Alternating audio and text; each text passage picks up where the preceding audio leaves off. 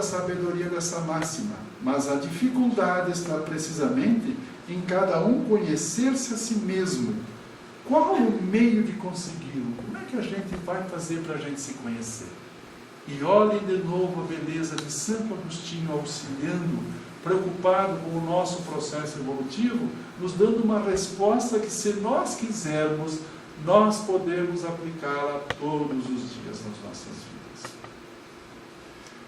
Fazei o que eu fazia quando vivi na terra.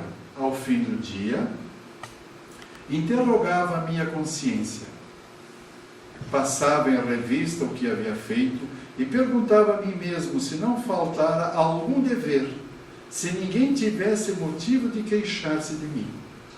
Foi assim que cheguei a me conhecer e a ver o que em mim precisava de reforma.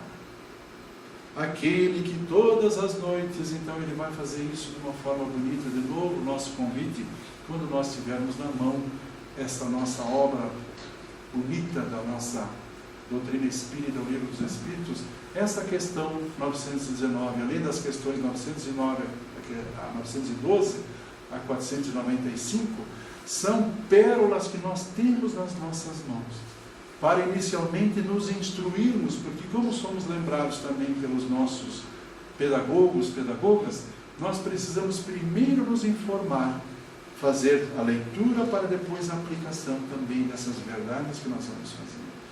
Então não é à toa, não é por outra razão que nós todos somos convidados a fazer então esse exame todos os dias, como nos recordaria e nos sugere Santo Agostinho. E como regra geral, nós já ouvimos isso das mais diferentes formas, né? Nós ouvimos de que não existe sono melhor do que o nosso travesseiro, né? O que significa isso? Que ao final do dia, nós ao deitarmos, quando nós passássemos em revista o nosso dia, nós pudéssemos dizer assim com toda tranquilidade: hoje eu não fiz nada para ninguém, e ninguém tem o que reclamar de mim sobre o meu comportamento para com eles.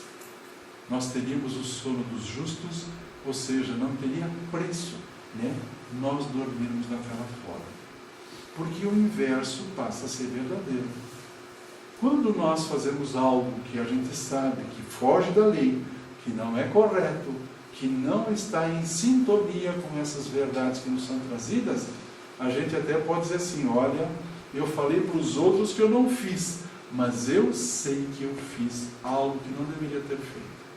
Lesei, enganei, traí, machuquei, fragilizei alguém, no trabalho, em casa, na comunidade. Pelo meu processo, pelo meu comportamento, pela minha forma de ser. Falei o que não devia ter falado, fiz o que não devia ter feito. Então, a nossa própria consciência passa a ser o nosso primeiro grande juiz, para que nós possamos fazer o relativo ajuste dessas condições. Então, que bom, né, quando nós pudéssemos chegar em casa sempre e colocar a nossa cabeça no travesseiro e falar conosco mesmo, sem nenhum interlocutor visível, né? Porque invisível, como nos lembra Paulo, há uma multidão de testemunhas a nos observar. Quem seriam essas testemunhas, senão os nossos irmãos da espiritualidade, que nos veem, não com os olhos da carne, mas com os olhos da alma. Então nós temos todos essa oportunidade rica, e todos nós sabemos, né, que ainda, quem sabe a quantidade dos vícios que nós ainda carregamos, é óbvio que nós não conseguiremos, num momento único, querer resolver tudo numa vez só. Então, na medida que nós elegermos um defeito que eu tenho, ou de falar mal, ou de agir mal, de ter um comportamento incorreto, e nós pudéssemos elencar e trabalhar nele, mesmo que os outros ainda acompanhassem, mesmo assim, aos poucos, nós vamos vendo que o tempo passa e nós vamos percebendo que a nossa quantidade de vícios, elas vão diminuindo ao longo do tempo. Porque seria a ilusão nossa querermos sair daqui hoje com as asinhas nas costas e dizer que nós somos anjos. Seria a ilusão, obviamente, jamais conseguiríamos isso. Mas com certeza podemos, em algum propósito, algum sentimento, alguma ideia, alguma intuição que o nosso anjo de guarda ou os nossos amigos espirituais, na figura dos nossos pais, dos nossos avós, dos nossos amigos, que já estão na pátria espiritual, também torcendo pela nossa melhoria, nos sugerem em pensamento também, além do nosso próprio conhecimento intelectual e moral, das circunstâncias pelas quais todos nós passamos. Então, tudo isso, há uma equipe muito grande, muito forte, torcendo por nós e querendo ver a nossa melhoria. Mas nós, às vezes, insistimos, pela nossa, então, miopia espiritual, de nós não querermos ainda fazer essa transformação, de fazer com que nós possamos seguir à frente nessa nossa melhoria, já que nós estamos aqui para buscarmos essa nossa melhoria. Também essa frase conhecida do nosso Evangelho segundo o Espiritismo é um outro convite, que as coisas são lentas, são gradativas, mas que também sugerem que nós façamos esse processo de uma forma um pouco mais focada, de uma forma um pouco mais inteligente, de uma forma um pouco mais presente. Se reconhece o verdadeiro espírita pela sua transformação moral e pelos esforços que emprega para domar as suas inclinações más. Então imaginemos nós essa frase, mais aquilo com que Santo Agostinho nos recorda, né? Se nós quiséssemos, ao chegar no final do dia, fazermos uma retrospectiva de como foi o nosso dia, conosco mesmos, com os nossos companheiros de jornada, na nossa família, no nosso trabalho e na nossa comunidade, nós temos uma imensidade de atitudes e de atividades que nós fizemos. Então, aquelas maiores que nos chamam mais atenção, seguramente é uma forma da gente ver, dizer, puxa vida, acertei. Hoje eu consegui ser um pouco mais correto, mais leal, mais amigo, mais fraterno, mais humano, mais cristão, mais um bom filho, mais um bom pai, um bom irmão, um bom esposo, uma boa esposa. Também isso nos planifica, também isso nos dá forças. E, aliás, é dentro dessa linha também que os benfeitores nos chamam a atenção, que quando nós fizéssemos reflexões e buscássemos uma melhoria, que nós nos propuséssemos uma melhoria pequena no começo. Não quiséssemos uma reforma muito grande, porque o que ocorre quando nós nos colocamos um desafio que a gente não consegue atingir? A gente se frustra. E a gente diz, tu veja, eu tentei fazer umas coisas, mas não deu, então eu vou continuar fazendo o que eu estou fazendo. Engano nosso. O que vão nos recomendar os benfeitores?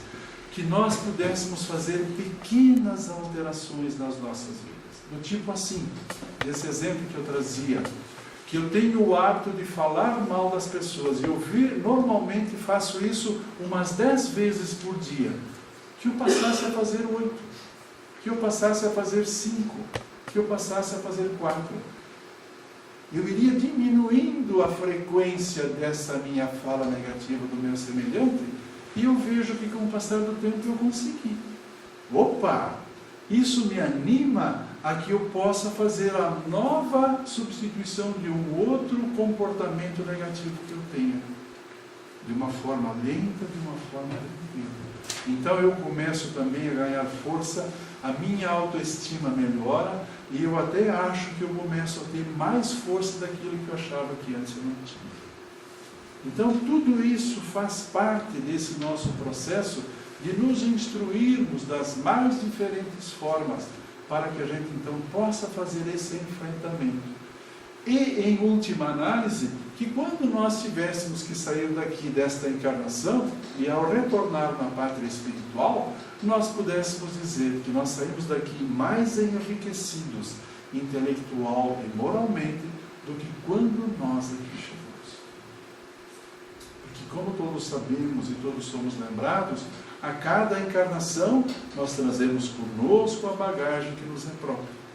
E o grande objetivo para os quais os nossos benfeitores nos sugerem essas encarnações é que a gente, mesmo que de uma forma lenta, a gente se enriqueça com o passar dessas encarnações. Então, de acordo com a vontade, de acordo com o nosso compromisso com a mudança, isso pode ser mais rápido ou mais lento, conforme a nossa própria decisão.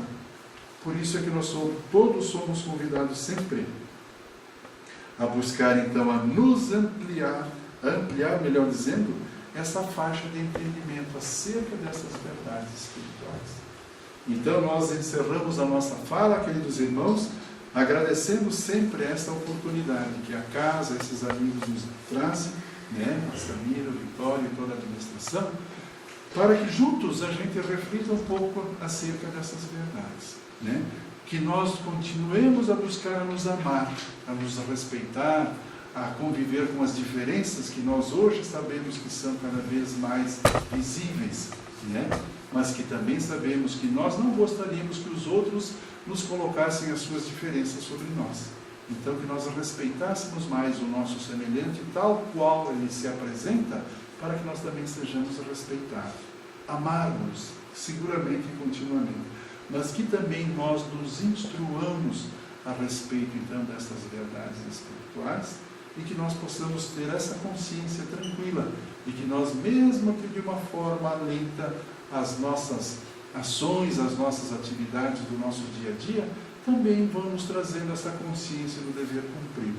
Se não tudo, obviamente, de uma forma, mas de uma forma ainda que também nos traga uma relativa paz de consciência, uma tranquilidade e, assim, uma convivência fraterna com todos aqueles com os quais a gente convive no nosso dia a dia. Assim, dessa forma, então, se os irmãos quiserem fechar levemente os olhos, para que, como lembrava a nossa irmã Samira, nesse passe espiritual, para o qual todos nós aqui também nos encontramos,